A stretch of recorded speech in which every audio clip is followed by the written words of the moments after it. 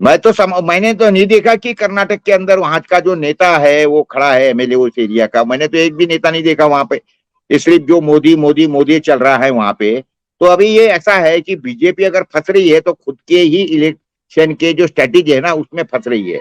ये बजरंग दल का जो उन्होंने लाया वो तो उसके अंदर बहुत बुरी तरह से फंस गई, पहले दिन चला, लेकिन उसके बाद में उसके अंदर जो उन्होंने क्या बोलते उसका नीलू के शब्दों में बोलो तो नंगा नाच जो किया, सारे के सारे लोग अपने एक दिन के अंदर सारे नारायण भक्त हनुमान बाहर आ गए और जोर जोर से तालियां पीटने लगे और बजरंग और चौकों में वगैरह इस तरीके से जो हुआ ना, तो उसके कारण क्या हुआ कि आम पब्लिक जो थी वो आम पब्लिक के दिलों के अंदर वो एक बहुत उसका खराब नैरेटिव चले गया है कि यार ये इनको इसके सिवा दूसरा कुछ आता नहीं है। हाँ, बीजेपी अगर उसी समय पे दूसरी भी बातें करती थी तो वो तो समझ सकता था, लेकिन भारत का पंतप्रधान ये बोल रहा है बजरंग बली की जय ऐसे सभा के अंदर, और उसके बाद में इलेक्शन कमीशन उनके ऊपर कोई एक्शन नहीं लेता है।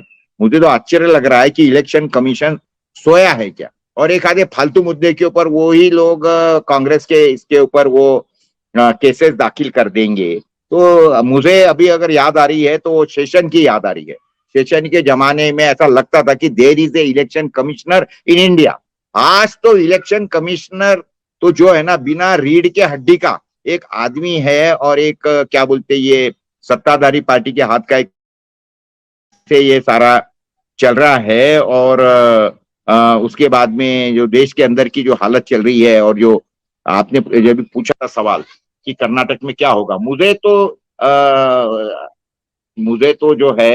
बिल्कुल इस बारे में कोई शंका नहीं है कि ये कल के इलेक्शन के अंदर ये देश की अगर जनता अगर वाकई में क्या बोलते हैं उसको मूड है या आपका खुद की सत्सद विवेक बुद्धि गमा के बैठी है तो ये भाजपा को वोटिंग करेंगे कल।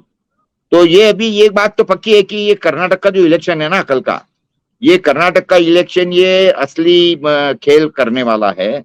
एक बात समझिए, क्योंकि उससे ये आने वाले जो 24 का इलेक्शन है उसका ये लिटमस टेस्ट है।